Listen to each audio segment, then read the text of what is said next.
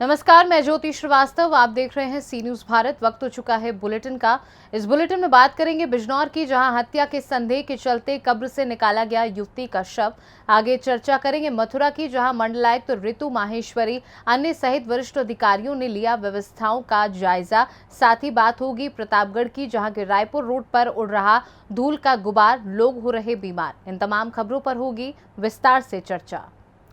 बिजनौर के स्योहारा क्षेत्र में सहसपुर में लगभग 25 दिन पहले हुई मौत, परिजनों ने लगाया था हत्या का आरोप। जानकारी के अनुसार कस्बा सहसपुर में एक युवती की 25 दिन पहले संदिग्ध हालत में मौत हो गई थी। मृतक के परिजनों ने मृतका के प्रेमी और उसके परिजनों पर हत्या का आरोप लगाते हुए कार्रवाई की मांग करी थी। मृतका को सुपुर्दे खाक भी कर दिया गया था। सहसपुर के मोहल्ला शेखान उत्तरी निवासी नौशाद पुत्र खलील ने पुलिस को शिकायती पत्र देकर आरोप लगाया है कि उसकी पुत्री का मोहल्ले के ही युवक से प्रेम प्रसंग चल रहा था। युवक आए दिन उसकी पुत्री को सोशल मीडिया पर बदनाम करने की धमकी देता था। प्रेमी का पिता, मां और बहन उसके घर आए और उसकी पुत्री के साथ मारपीट करने के बाद उसको फंदे पर लटका दिया, जिसमें उसकी पुत्री की मौत हो गई। उसी दिन कुछ लोगों ने दबाव बनाकर पुत्री का अंतिम संस्कार भी कर दिया था। मृतका के पिता ने थाना प्रभारी को दिए शिकायती पत्र में हत्या का आरोप लगाया था और आरोपियों के खिलाफ कार्रवाई की मांग करी थी, जो आज आला अधिकारियों ने मामले को संज्ञान में लेते हुए रविवार को करीब 2 बजे सहसपुर में मृतका के परिजनों के संग कब्रिस्तान में पहुंचे और कब्र को खोदकर शव को बाहर निकाला, जिसके बाद एम्बुलेंस में रखकर शव को पोस्टमार्टम के लिए बिजनौर भेज दिया गया। धामपुर उप जिलाधिकारी और थाना अध्यक्ष स्योहारा की मौजूदगी में शव को कब्र से निकालकर पोस्टमार्टम के लिए भेज दिया गया है। अधिकारी ने बताया कि पोस्टमार्टम की रिपोर्ट के बाद ही अगली कार्रवाई करी जाएगी। बिजनौर से सलीम हाशमी के साथ सी न्यूज संवाददाता फहीम अख्तर की रिपोर्ट। खबर मथुरा से है, जहां आज मंडलायुक्त ऋतु माहेश्वरी, एडीजी अनुपम कुलश्रेष्ठ, आईजी दीपक कुमार, जिलाधिकारी शैलेंद्र कुमार सिंह, वरिष्ठ पुलिस अधीक्षक शैलेश कुमार पांडे, वीसी मथुरा वृंदावन विकास प्राधिकरण के नगेंद्र प्रताप, मुख्य विकास अधिकारी मनीष मीना और नगर आयुक्त शशांक चौधरी ने टीएफसी वृंदावन से गोल्फ कार्ट से श्री बाके बिहारी जी तक व्यवस्थाओं का जायजा लिया और मंदिर हनुमान प्रसाद धानुका विद्यालय वृंदावन में केंद्र और प्रदेश सरकार द्वारा संचालित चतुर्थ चरण मिशन शक्ति अभियान कार्यक्रम में प्रतिभाग किया। मथुरा से सी न्यूज संवाददाता जीवनदीप कल्याण की रिपोर्ट। प्रतापगढ़ के पट्टी नगर के रायपुर रोड सड़क निर्माण के कारण धूल धूसरित हो रहा है। रोड निर्माण में दुकानदारों और राहगीरों की परेशानियों को दरकिनार करके कार्य करा जा रहा है। 1 महीने से लगे सड़क पर उड़ रहे धूल से लोग काफी परेशान हैं।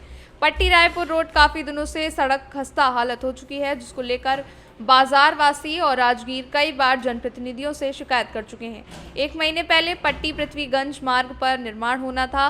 ठेकेदारों ने पट्टी रायपुर रोड का निर्माण भी करना शुरू कर दिया, लेकिन बड़ी बड़ी गिट्टियां पड़ जाने के बाद उस पर पानी डालना भूल गए। अब कुछ दिनों से धूल उड़ने के कारण यहां राहगीरों के लिए मुसीबत का सबक बन चुका है। आने जाने वाले लोग जहां धूल उड़ने से परेशान हो रहे हैं, वहीं दुकानदारों को भी धूल से कई बीमारियों की चपेट में आना पड़ रहा है। व्यापार पर इसका बड़ा असर पड़ रहा है और दुकानदार भी इससे काफ़ी परेशान हो रहे हैं।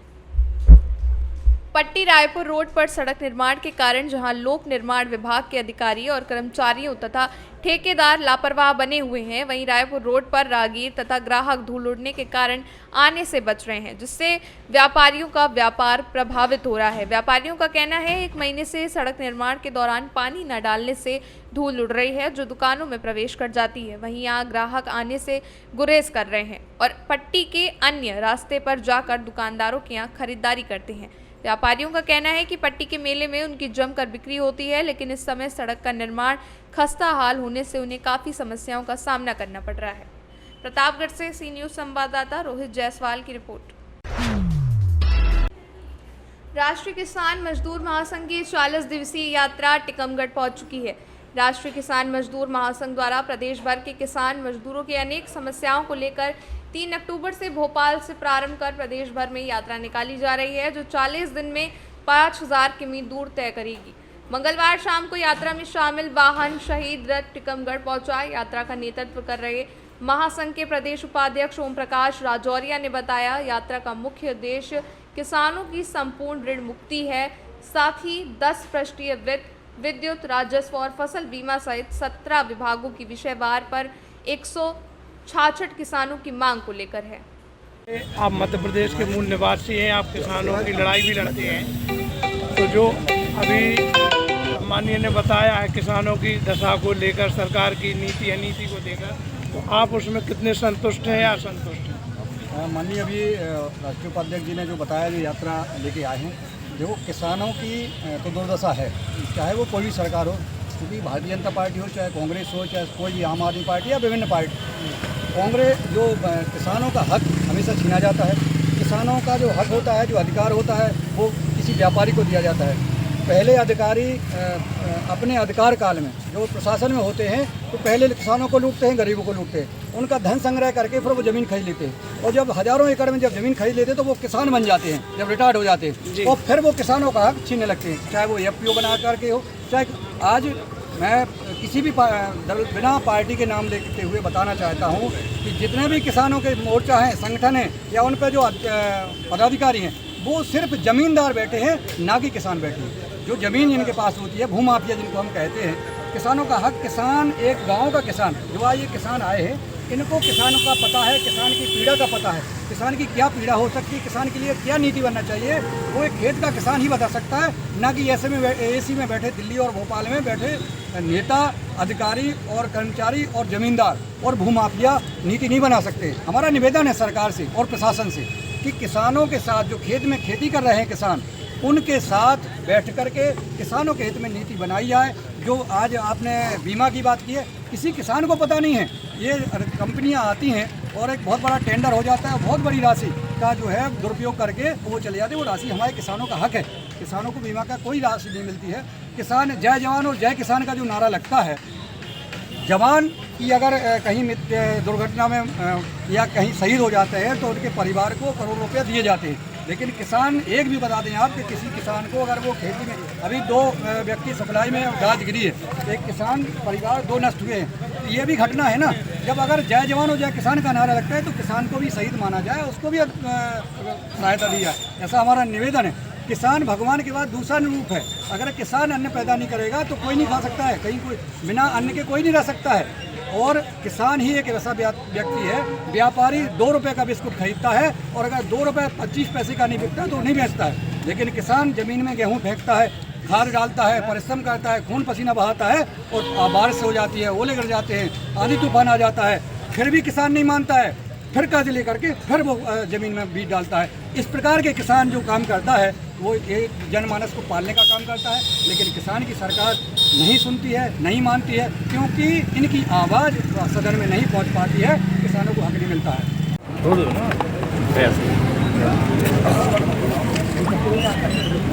बताइए आपका नाम क्या है? मैं ओम प्रकाश राजौरिया, प्रदेश उपाध्यक्ष राष्ट्रीय किसान मजदूर महासंघ। किस उद्देश्य से लेके आप यहाँ टीकमगढ़ आए? हम लोग की यात्रा उद्देश्य इसका ये है कि ये 3 अक्टूबर से भोपाल से निकली है और संयुक्त किसान मोर्चा के बैनर से मध्य प्रदेश किसान मजदूर महासंघ की जो इकाई है वो इसको निकाल रही है। ये 52 जिलों में जाएगी, 40 दिनों की यात्रा है, 5000 किलोमीटर यात्रा तय करेगी। इसका मेन उद्देश्य ये है किसानों में जन जागरण करना, अवेयरनेस करना, उनके कर्तव्य से अवगत कराना। और सरकारों ने जो अभी तक हमारे साथ किया है हर बार हर चुनाव में, चाहे हमारी उचित दाम की मांग हो, चाहे जो गोलीकांड हुए हैं, 750 किसान शहीद हुए हैं दिल्ली में, लखीमपुर खीरी में जो किसान कुचले गए जीप से वो हैं, मंदसौर गोलीकांड है, बरेली गोलीकांड है, इन सब में मारे गए, इनके सबके जांच आयोग बनाए गए हैं। वो उनकी आज 6 से 8 साल हो रहे हैं, उनकी आज तक रिपोर्ट नहीं आई है। सरकार ने वायदे किए थे कि 1 करोड़ का मुआवजा देंगे, एक परिवार के एक आदमी को नौकरी देंगे, वो नहीं दे रहे हैं। और हमने 166 हमारी जो मांगे हैं उनके साथ में हमने 2 बुलेट मांग रखी हुई है, खुशहाली के 2 आयाम, ऋण मुक्ति और पूरा दाम, कि 2007 में स्वामीनाथन आयोग की C2+50 की रिपोर्ट लागू होना थी, जिससे किसान को जो है वाजिब दाम मिलने का था, लेकिन सरकार ने बार बार बोलने के बाद वो आज तक लागू नहीं की। तो हम ये चाहते हैं कि 2007 से किसान इनकी योजनाओं के कारण कर्जदार हुआ है, आत्महत्या का रेशो बढ़ा है, तो एक बार संपूर्ण देश के किसानों को सरकार कर्ज मुक्त करे और C2+50 स्वामीनाथन आयोग की रिपोर्ट के हिसाब से उचित दाम तय करें। किस सरकार से आप कर रहे हैं ये बात? केंद्र सरकार से बात कर रहे हैं ये। और प्रदेश सरकार से हमारी 166 मांगे हैं, उनमें 17 डिपार्टमेंट से हैं वो मांगे, राजस्व भी है, फॉरेस्ट भी है, बिजली विभाग भी है, PWD भी है। अभी जो है राजस्व में इतनी सारी धोखाधड़ी कि जो लोग हमारे किसान 50-50 साल से जहाँ ज़मीन पर खेती कर रहे थे, इस समय जो गूगल से जो मैपिंग नपाई हो रही है, उनको 1-1 किलोमीटर दूर उनके खेत निकल रहे हैं, तो विवाद की स्थितियाँ बन रही हैं। तो ये सरकार की एक गलत नीति के तहत हो रहा है कि ऐसा क्यों हो रहा है, एक खेत को आप 5 बार नपवाओगे तो 5 जगह खेत निकलेगा वो आपका, तो ये एक गलत नीति है। बीज, कीटनाशक, खाद की किल्लत लगातार बढ़ गई है, लाइनें लगने लगी, किसान परेशान हो रहे हैं। तो सरकार जब हर बार रकबा तय है, डिमांड तय है, सब कुछ तय है, तो अधिकारी इसका सही समय पर सही भंडारण क्यों नहीं कर पाते हैं, हर बार किसान को परेशान क्यों करते हैं। और सबसे मेन चीज़ ये है कि किसान का सम्मान जो सरकार लगातार गिराती जा रही है, हम कहते हैं कि किसान का सम्मान के साथ सरकार खिलवाड़ न करे, किसान को उचित सम्मान दे और उचित सम्मान निधि दे हमारे सिस्टम में। और सबसे मेन जो मांग मैंने आपको बताई, खुशहाली के 2 आयाम, ऋण मुक्ति और पूरा काम, ये हमारा मेन है कि अगर सरकार एक बार कर्ज माफ़ न करे, माफ़ी शब्द तो अपराधी को मिलता है, हम कर्ज मुक्ति चाहते हैं और उचित दाम स्वामीनाथन आयोग की सीटू रिपोर्ट। टीकमगढ़ से सी न्यूज़ संवाददाता राजेंद्र श्रीवास्तव की रिपोर्ट। फिलहाल के लिए बुलेटिन में बस इतना ही। देश दुनिया की तमाम खबरों को जानने के लिए आप देखते रहिए सी न्यूज़ भारत।